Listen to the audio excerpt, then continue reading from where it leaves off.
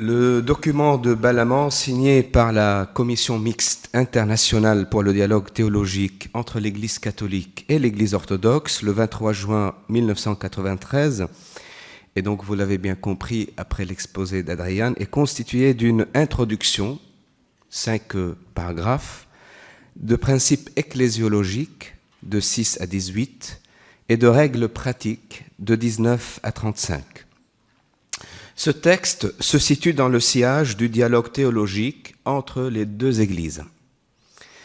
Avant d'aborder la question complexe de la réception du texte au Proche-Orient, je voudrais rappeler quelques éléments qui ont déterminé d'une façon directe ou indirecte, en Orient comme en Occident, la réception de la déclaration de Balamand.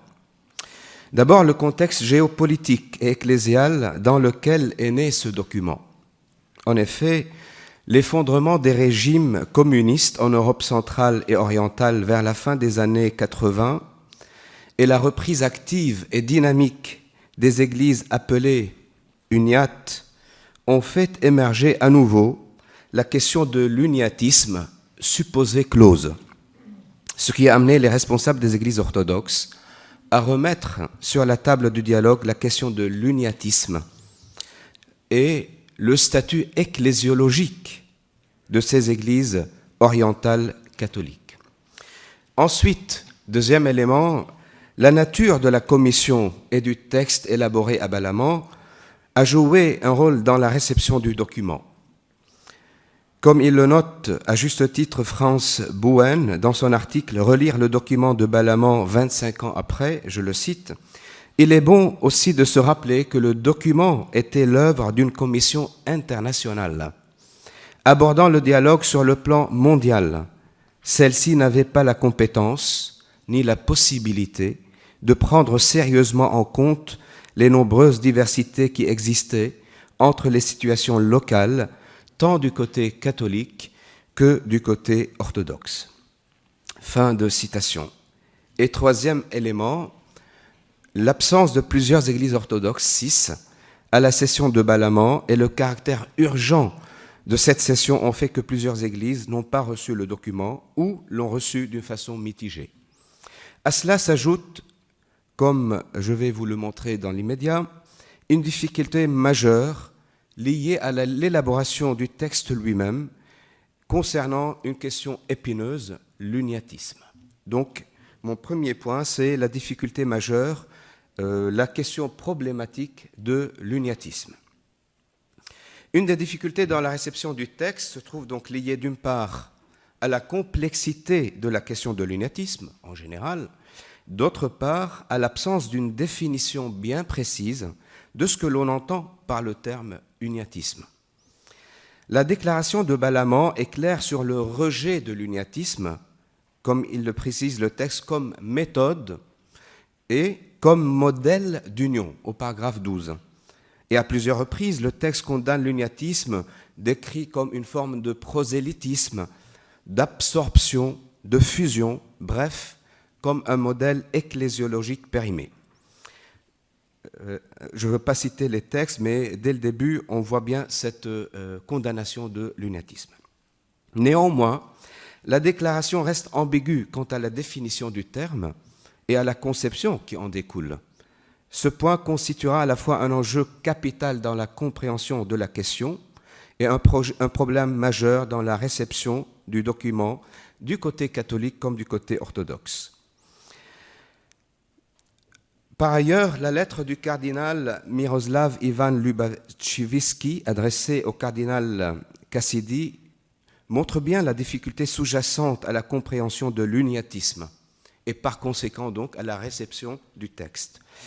L'archevêque majeur de l'Église ukrainienne gréco-catholique, donc le cardinal Miroslav, tient à marquer la non-réception de Balamand dans l'attitude de l'Église romaine, notamment à travers le Code des canons des églises orientales.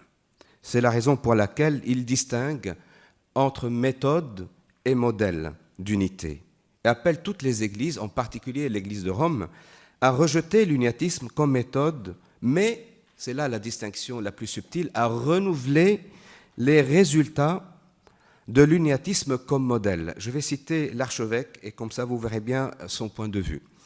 On aurait dû faire ici, je le cite, une distinction entre méthode et modèle, car la méthode parle des moyens de l'unification, tandis que le modèle d'unité se réfère à la fin, au résultat.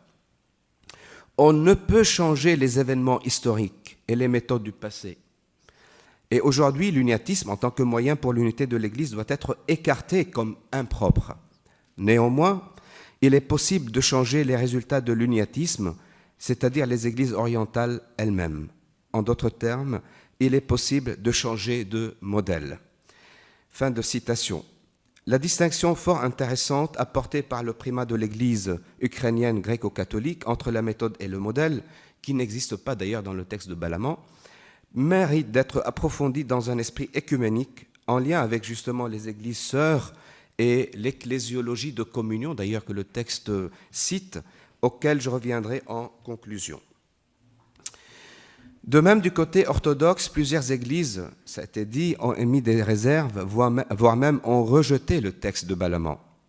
Sans entrer dans les détails de la non-réception ou d'une réception mitigée, incomplète, nous pouvons affirmer que le problème principal réside dans la compréhension de l'uniatisme et dans la définition du statut ecclésiologique des églises orientales catholiques. Et cela est clair d'ailleurs dans le texte lui-même de la Commission internationale qui s'est unie aux États-Unis en juillet 2000. Les églises n'ont pas pu arriver à une définition sur l'uniatisme et on voit dans le texte l'adjectif anormal, c'est-à-dire ces églises, il parle des églises catholiques orientales, ils ont un statut ecclésiologique anormal, ce que les orthodoxes ont imposé comme adjectif et que les catholiques ont refusé. Et là, on voit très bien le fond du problème. Malgré la non-réception ou une réception incomplète, plusieurs documents officiels quand même marquent l'importance de la déclaration et l'intention des catholiques et des orthodoxes d'approfondir les germes déjà semés dans le texte de Balamand. Je cite ici, mais sans aller plus loin, la déclaration commune entre le pape François et le patriarche Cyril de Moscou à leur rencontre à la Havane, le 12 février 2016, où le texte rejette l'uniatisme du passé et revient en quelque sorte au texte de Balamand. Qu'en est-il de la réception au Proche-Orient? J'en ai encore... Alors, dans un contexte un peu plus particulier, je voudrais illustrer la réception de Balamand en prenant deux exemples. Maintenant, je suis vraiment au Proche-Orient. Donc, d'abord, une réception peut-être théologique et puis ecclésiale, le projet de Monseigneur Zorbi de la double communion. Et puis, il y a eu un document très important en 1996, Charfé, qui est un monastère syriaque catholique au Liban, l'accord catholique orthodoxe sur 3 questions pastorales. Et donc, je vais détailler ces deux éléments, ces deux projets. Le premier point, donc, qui montre bien la réception ecclésiale du projet, du texte de Balamand, c'est le projet de la double communion de Monseigneur Elias Zorbi. J'entre pas dans tous les détails, mais Monseigneur Zorbi a déjà élaboré en 1975 ce projet de double communion. Je vais le citer pour que vous voyez ce que c'est que la double communion pour lui. Pour lui, on peut être en communion avec l'Église, l'Église d'Antioche. Elle peut être en communion avec l'Église romaine et l'Église orthodoxe. Et c'est ainsi qu'il dit dans son célèbre ouvrage que vous connaissez peut-être, Tous schismatiques, Rome, je le cite, et l'orthodoxie étant ainsi les deux parties de l'unique Église du Christ, il s'ensuit que tout refus de l'une ou de l'autre Église serait un refus du corps individu Christ dans sa totalité. Tout schisme consenti avec l'une ou l'autre, d'où qu'il vienne, constituerait un schisme avec l'Église tout court, l'Église catholique, c'est-à-dire universelle, qui ne peut être constituée que par l'Église romaine et l'orthodoxie orientale réunies, etc., etc. Évidemment, ce projet a été accueilli et mal accueilli jusqu'à ce qu'on revoie ce projet émerger après le texte de Balaman, et c'est maintenant tout le synode melkite qui reprend ce projet et l'adopte d'une façon vraiment synodale. Et c'est là où l'Église melkite, avec le synode évidemment, le patriarche Maxime V à l'époque, envoie ce texte, cette demande de double communion de l'Église d'Antioche, donc entre l'Église melkite catholique et l'Église orthodoxe, et une double communion avec l'orthodoxie et l'Église romaine.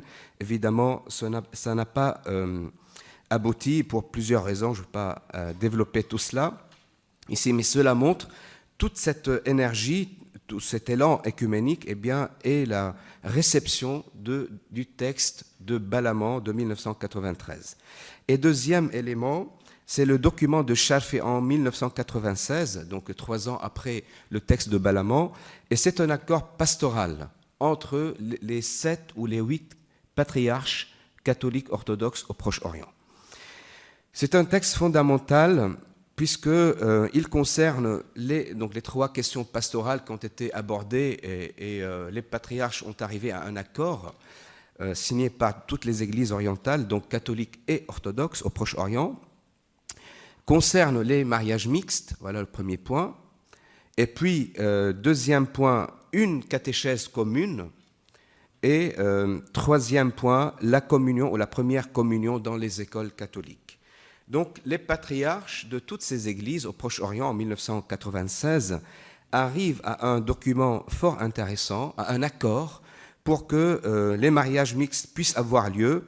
Évidemment, il faut suivre un peu le marié, suivant les lois au Liban et au Proche-Orient, mais ce document recommande pour le mariage et le baptême des enfants la présence du curé de l'autre partie, par exemple. Ensuite, par rapport à une catéchèse commune, le texte de l'accord trace le chemin pour arriver à une programmation catéchétique commune quant aux objectifs, à la méthodologie, au contenu, à la pédagogie, à la référence ecclésiale, en évitant, comme ils le disent, tout prosélytisme, syncrétisme et indifférentisme, et en préparant la formation commune des catéchètes des églises, des différentes églises. Et enfin, la première communion des enfants catholiques ne se fait plus aux écoles catholiques, mais dans les paroisses, et les enfants orthodoxes n'y participent plus pour respecter leur propre tradition liturgique et sacramentelle, ancrée dans la tradition orientale des 3 sacrements de l'initiation chrétienne, baptême, confirmation et Eucharistie. Et j'arrive à la conclusion. En guise de conclusion, j'ai essayé de montrer tout au long de cette intervention l'importance et la complexité de la réception liée au contexte géopolitique des églises et au contexte historique dans lesquels elles se sont nées. Même si la réception de la déclaration de Balaman était mitigée, incomplète, inachevée, voire même, dans certains cas, comme nous l'avons vu, refusée, il est utile, voire nécessaire, de partir du document de Balaman pour creuser quelques questions fondamentales, telles que l'uniatisme, le statut ecclésiologique des églises catholiques orientales, l'expression église sœur en lien avec l'ecclésiologie de communion et la synodalité. Concevoir le processus de réception du Balaman, je le conçois comme un processus dynamique et permanent.